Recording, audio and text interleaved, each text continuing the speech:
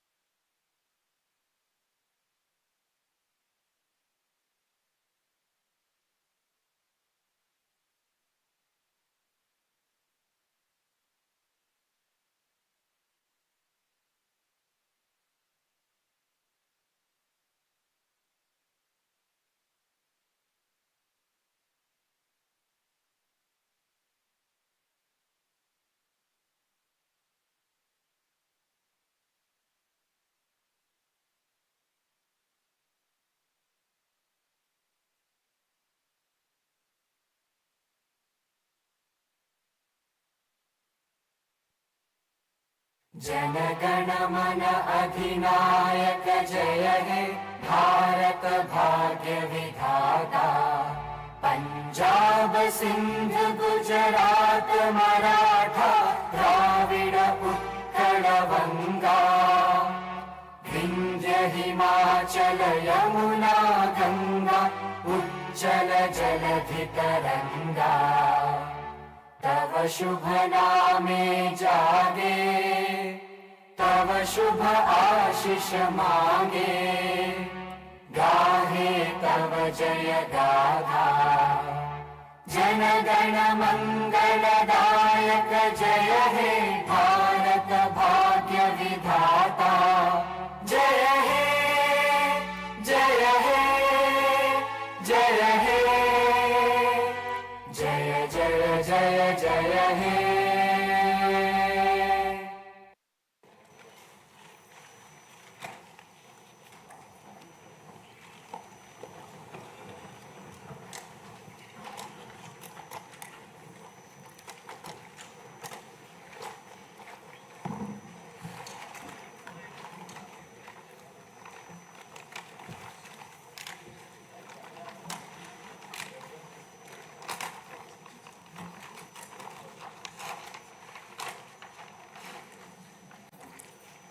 Honorable Chairman, Andhra Pradesh State Legislative Council,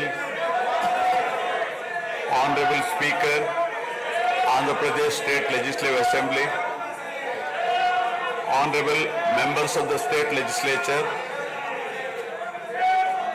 I am immensely pleased to welcome and congratulate the newly elected Honorable members of the State Legislative Assembly and members of the Legislative Council to this joint session of the State Legislature being convened for the first time after the General Elections 2024. I would like to take this opportunity to commend the Andhra people's active participation in the electoral process. Their inspiration for change has been unambiguous. Now the responsibility of fulfilling their aspirations lies with all of you. Honorable members, you are aware that due to the supreme sacrifice of Amarajeevi Potti Sriramulu, Andhra Pradesh was formed as the first linguistic state on 1st October 1953 with Kurnool as capital. Thereafter, the state was recognized on 1st November 1956 and Telugu-speaking parts of Hyderabad state were made into the combined Andhra Pradesh with Hyderabad as capital. Accordingly, a lot of Telugu people moved to Hyderabad. Again, in June 2014, the people of Andhra Pradesh were forced to undergo another reorganization of their state, the most damaging experience of all.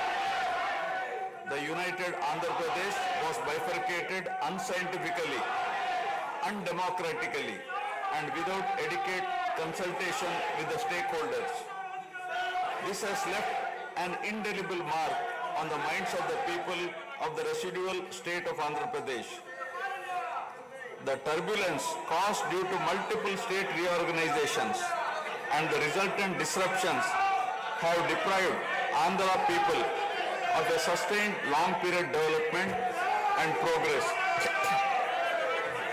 Today we stand at a juncture where the people have to again take up the task of rebuilding their state.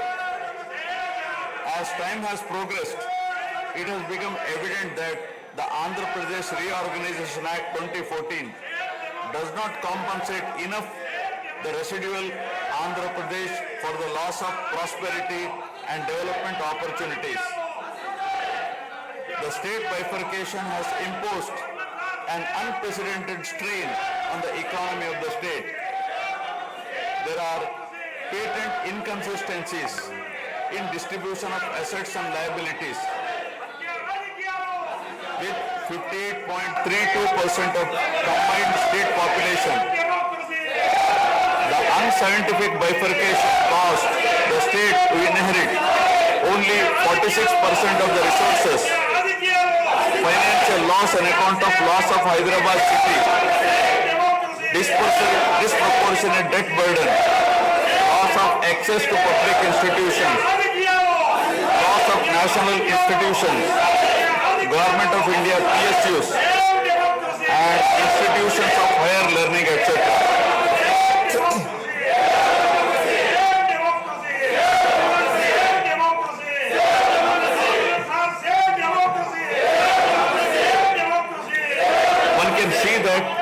Scientific criteria for apportionment were not adopted, while the residual state inherited huge revenue deficit.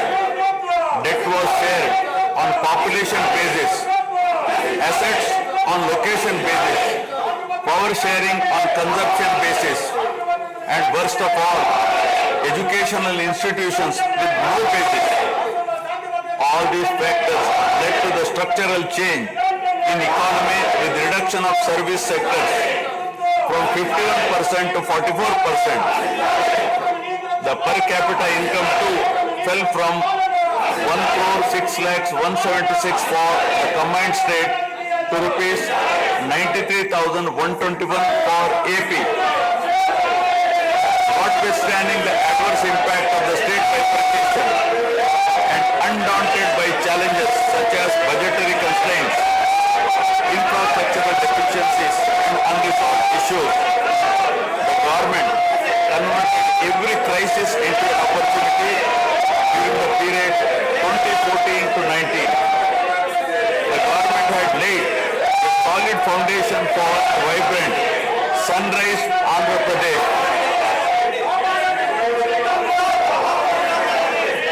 The then government focused on the inherent strengths of the successor state of Andhra Pradesh, its 974-kilometer coastline, providing opportunities for port-led development and requisite environment for manufacturing activities. The fertile river plains supporting agriculture and allied activities, the passing of 3 industrial corridors through the state, the rich natural and human resources. A reflection on the state's performance during the 5-year period of 2014 to 19 gives a clear picture of the balancing act between development and welfare. Completion of prestigious Pattasima project by linking of rivers Godavari and Krishna in a record time of 1 year. Completion of 72% of Polavaram project so that it could be made fully operational by 2021. Prioritization of other irrigation projects, drought proofing measures, real-time governance, development of Amaravati region through land pooling, construction of new secretariat and legislature building are a few examples worthy of mention. All the milestones achieved during 2014 to 19 were possible because of the visionary leadership of Sri Nara Chandrababu Naidu, the Honorable Chief Minister of Andhra Pradesh. In this regime, the attracted marquee FDIs like Kia Motors, emerging as #1 state continuously in ease of doing business rankings. Under his able leadership, the state attracted several investments in various sectors. The government initiated development of Kakinada SEZ port, Bhavanapadu and Ramayapatnam ports, expanded airports and increased the state road network. The development of infrastructure was balanced with welfare measures such as increase in old age pension, farm loan waiver, scholarships to students, construction of houses, etc. These development and welfare measures led to compound annual growth of 13.5% between 2014 to 19. While the state was set to take off on the path of high growth, the change of regime in 2019 again brought back the disturbing time for the nascent Andhra Pradesh. The state that already bore front of bifurcation in 2014 was rather unfortunate to have witnessed yet another bigger debacle in the form of inept governance, where the people were threatened and officers demoralized. In fact, the damage and losses during the period 2019 to 24 have been more severe compared to the state reorganization in June 2014. The government that assumed charge in 2019 started a destructive note with demolition of Praja Vedike that continued unabated till the end of the regime 2024. During this regime, democracy was at peril. People were in a state of fear and hardly enjoyed any freedom of living.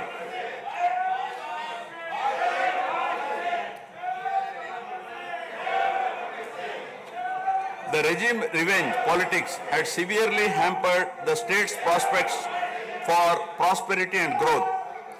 Even the Honorable High Court of Andhra Pradesh had sought to convene a judicial inquiry into whether there is a constitutional breakdown in the state. The biggest damage was done to the brand AP. No noteworthy companies came forward to invest in the state. The corrupt practices at all levels, coupled with weaponization of instruments of governance across revenue earning departments for personal gains, sabotaging of checks and balances, made several state institutions and private companies defunct and forced the existing enthusiastic investors and entrepreneurs to move out of Andhra Pradesh to other states. The uncertain environment which rocked the confidence of the people in general and investors in particular started showing impact on the state finances, leaving them in a mess. Fiscal prudence was abandoned. Expenditure was beyond means in spite of limited revenue growth, and debt and liabilities rose sharply. Financial management is manifested by diversion of funds, higher taxation despite high inflation, increase in power sector liabilities, neglect of capital expenditure, which eventually resulted in slowing down of the economy. The enormous gap in resources was sought to be met repeatedly by borrowings through corporations and forcing them to spend on government expenditure, and in the process weakening the corporations.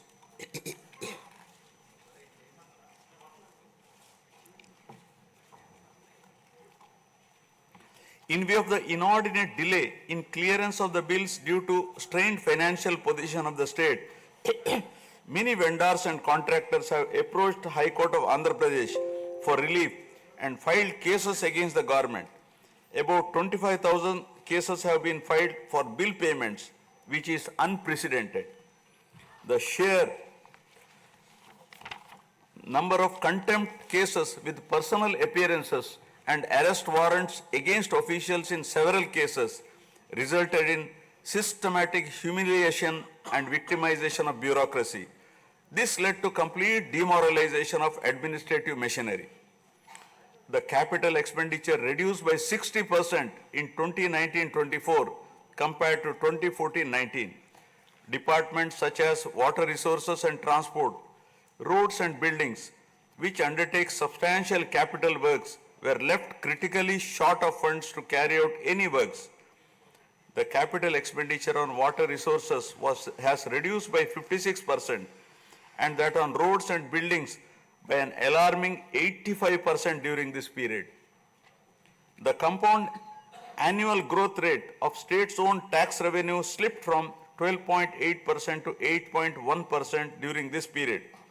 On the other hand, the revenue expenditure increased from 7.8% to 10.5%, whereas the capital expenditure growth declined steeply from 26.4% to 3.4%. Lower share of capital expenditure to public debt occurred during the period 2019 to 24 is a clear indicator that the government met revenue expenditure also through borrowed funds. The CAGR in per capita debt has been higher at 14%, while the CAGR in per capita income is only 9.7%. This reflects the fiscal profligacy of the previous regime as no capital formation took place. The Amaravati capital region, envisioned as the focal point of growth for the nascent state of Andhra Pradesh, was totally destroyed. With an attempt to scrap the Amaravati dream, the government confused the people with its malicious three capital cities idea under the guise of decentralized governance. During the period 2019-24, no irrigation project, no industries, no infrastructure relating to roads, buildings, hospitals, drinking water was taken up. Cancellation of MOUs in energy sector and other infrastructure projects further demonstrated the negative attitude of the government. Such disastrous decisions, unmindful of consequences, have led to unrest amongst the youth and job aspirants. Prevalence of uncertain environment has eventually led the youth towards addiction of illegal substances, causing a drug menace. The mental unrest and agony were not limited to the geographical boundaries of the state. The Telugu speaking people all around the world were upset and demoralized by the uninspiring deeds of the government. They anxiously and desperately waited for a change in governance that would take them forward in the 21st century. The progressive public policies of the AP government during 1996 to 2004 have today led to empowerment of Telugu people globally, enabling them to be amongst the highest earning Indian diaspora. The condemnation of demolition approach of the previous government by the people of the state, NRIs and other supporters, culminated in a change in government. A huge and historic mandate has been given to the NDA, hitting an unprecedented 93% strike rate, thus reaffirming faith in democracy.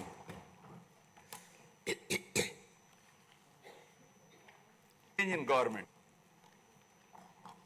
I sincerely congratulate the people of Andhra Pradesh for their wisdom in electing a government that discharges its duties with a futuristic view. Hordes of Andhra people had come from various regions to be part of this historic mandate in favor of future of Andhra Pradesh. The new government has a perfect blend of fresh and experienced honorable members in the assembly. I once again welcome all the members who will be instrumental in making right policies in the interest of good governance and in the spirit of cooperative federalism. Honorable members, at this juncture, I feel it is also important to recall the glorious past of Andhra Pradesh. Renowned as Annapurna, rice bowl of India, the state used to support other states in ensuring food security.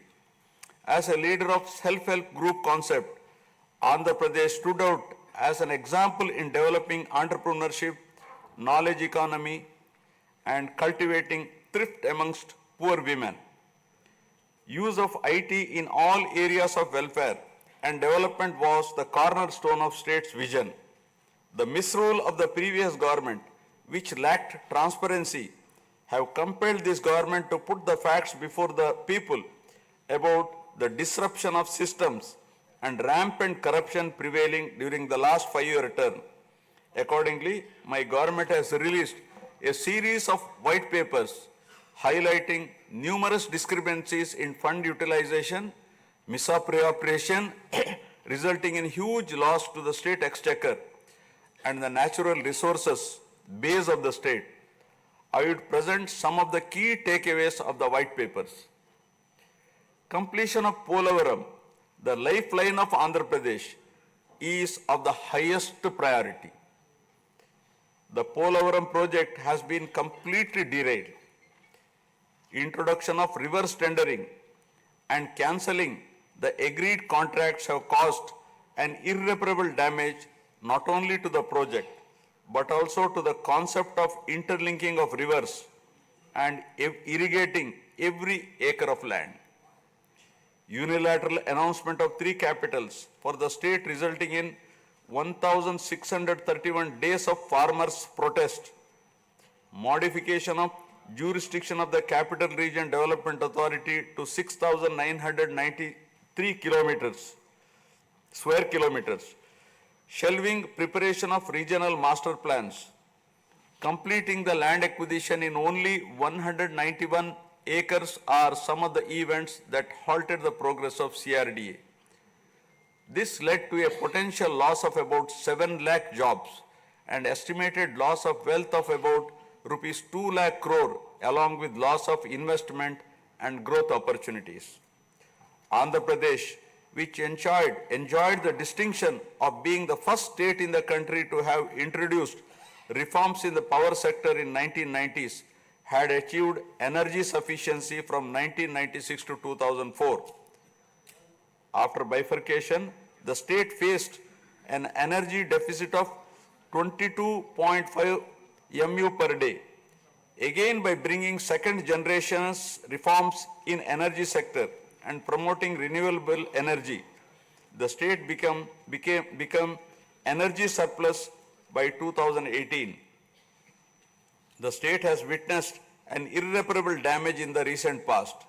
State energy sector has also suffered huge losses due to the tune of rupees 1,29,503 crores during the period 2019 to 24. Misappropriation of natural resources such as land, mines and minerals and forests has been widespread. Land grabbing, misappropriation in allotment of house site pattas, violations in land allocation, assignment of land to ineligible beneficiaries, and Resurvey and AP Land Titling Act 2023 have completely eroded the confidence of the people during 2019-24. Put together, an amount of rupees 35,576 crore covering 1.75 lakh acres has been estimated as a loss, and the fundamental right of the people to own their property was affected. Looting of sand and mineral wealth is another area that resulted in huge loss to the exchequer and involved corruption. My government has initially estimated that an amount of rupees 19,000 crore has been lost due to illegal activities in these areas. Due to the unfriendly sand policy, 20 lakh construction workers have become unemployed. Due to the inefficient, inappropriate policy making and laxity in enforcement during the periods 2019-24, a cumulative loss to the tune of 9,750 crore has been incurred in mineral revenue. Huge damage has been done to environment. Smuggling of precious red sandals from forests has taken place with the revenue from the sale of red sandals dropping from rupees 1,623 crore in 2014-19 to rupees 441 crore in 2019-24. The destruction of mangrove forest land and Rishikonda Hill in Vishakhapatnam have also damaged the state's heritage and culture. The government misused law and order machinery during 2019-24 by harassing dissenting voices. There was rise in crime against women, children, atrocities on innocent people, especially the SC, STs and other vulnerable sections.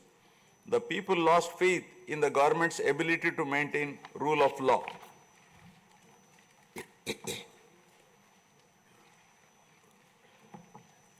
The previous government also made a mockery of the excise revenue streams of the state. The VAT on excise was reduced and diverted to AP State Beverages Corporation as a special margin, which otherwise would have come to the government as revenue. The government levied the additional retail excise tax on the issue price of liquor sold by APSBCL and escrowed the same for repayment of loans taken by APSDC. While the APSBCL started supplying low quality liquor and introduced unknown brands at significantly higher rates, there was increase in black money due to smuggling of IMFL across the border districts. These policy practices have caused irreparable damage to the excise revenue streams of the state. As a result, it has become difficult for the new government to meet even the essential committed expenditure with the reduced revenue of the state. The overall debt has more than doubled in last 5 years, with huge outstanding payments of salaries and pensions, debt repayment for the debt burden of about 10 lakh crore, payments for the power sector dues, civil supplies and other liabilities has become challenging. Putting the governance back on track is truly a Herculean task. My government has already started fulfilling the pre-poll promises and announced that steadfast commitment to Super 6 promises. My government has launched its trademark people-centric governance soon after assuming office with a series of measures such as announcing a mega DSC for filling up 16,347 teacher vacancies, abolishing the Land Titling Act, enhancing social security pensions to rupees 4,000, organizing a skill census, and reopening the Anna canteens to provide food for the poor at a very nominal rate of rupees 5 and supply of free sand. My government will initiate other important measures also. I am sure my government under the able and proven leadership of Shri N. Chandrababu Naidu Garu, the Honorable Chief Minister of Andhra Pradesh, and Shri Pawan Kalyan Garu, Honorable Deputy Chief Minister, with complete support of Shri Narendra Modi Garu, Honorable Prime Minister of India, will make all-out efforts in fulfilling the aspirations of the people for developing the state. Initiating the process, the Honorable Chief Minister visited New Delhi to meet the Honorable Prime Minister and other union ministers concerned and apprise them of the grim financial situation. During the visit, special requests have also been made for hand-holding by the center and extending liberal support to the state. I appeal to the people of the state to understand the current alarming financial situation and cooperate with the government in rebuilding the state. The massive destruction which resulted in huge loss of natural resource base and human value system really makes the reconstruction process difficult and time-taking one. To assess the complete loss, plan for resource mobilization and development is a cumbersome task. It requires collective thinking, extensive discussions with intelligentsia and academicians to explore ways to overcome the current crisis. It also involves finding ways to restart the entire development ecosystem through short, medium and long-term plans in the light of the new development paradigm of Viksit Bharat at 2047. The extent of real damage done to Andhra Pradesh in the last 5 years had not come in public discourse thus far. The misgovernance from 2019 to 24 created a trust deficit with regulatory authorities and damaged the brand of AP amongst investors. The people now given a strong mandate to the NDA to rebuild the brand AP and regain the trust. Honorable members, usually winning elections and assuming responsibility is a happy event. But now we are meeting in different and difficult circumstances. Perhaps for the first time in the country, the members are not in a position to rejoice and have the means to meet people's aspirations immediately. Keeping this in view, my government is proposing to go for budget after meaningful deliberations. With several issues relating to state bifurcation remaining unresolved, my government has taken initiative and visited New Delhi to meet the concerned in union government, including Honorable Prime Minister and also Telangana government, with an intent to quickly find amicable solutions. The resolve shown by the 5 crore people of the state to reinstate democracy and elect people-friendly government with an unprecedented mandate is required to be appreciated yet again at this hour of crisis to help the state to rediscover its past glory. I would like to conclude my speech with the inspiring words of Swami Vivekananda. I quote, "We are responsible for what we are, and whatever we wish ourselves to be, we have the power to make ourselves. If what we are now has been the result of our own past actions, it certainly follows that whatever we wish to be in future can be produced by our present actions. So we have to know how to act." Jai Hind. Jana Gana मन अधिनायक जय हे भारत भाग्य विधाता। पंजाब सिंध गुजरात मराठा द्राविड उत्कल बंगा विंध्य हिमाचल यमुना गंगा उज्जल जलधि तरंगा। तव शुभ नामे जागे तव शुभ आशीष मांगे गाहे तव जय गाथा। जन गण मंगलदायक जय हे भारत भाग्य विधाता। जय हे जय हे जय हे जय जय जय जय हे।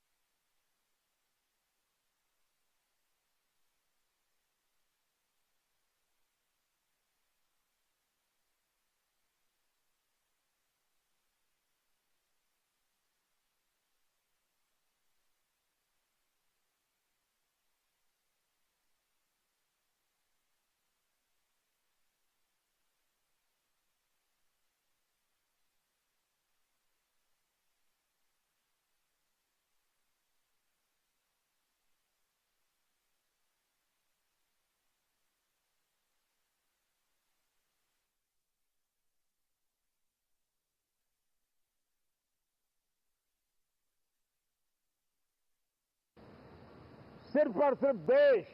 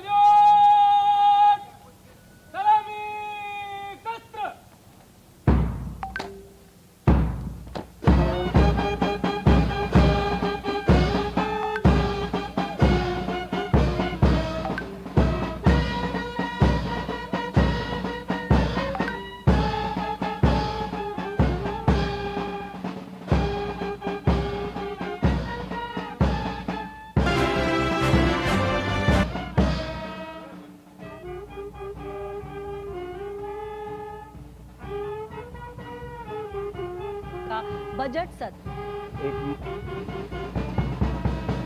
सावन का पहला का बजट सत्र शुरू हो रहा है और प्रधानमंत्री नरेंद्र मोदी मंदिर का सकल उपयोग धन्यवाद साथी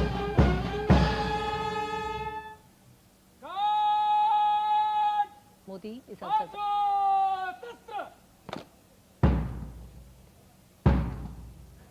श्रीमान राज आपका निरीक्षण के लिए आदर है।